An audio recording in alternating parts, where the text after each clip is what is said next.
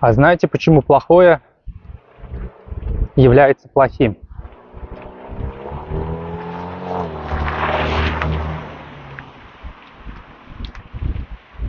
Плохое является плохим не потому, что это плохо для нас, а потому что нас научили на какие-то определенные события реагировать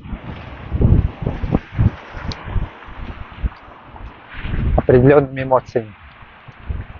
И эти эмоции назвали либо плохими, либо хорошими. На самом деле ничего плохого и хорошего не существует.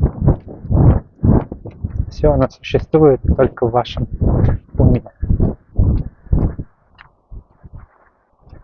И по-настоящему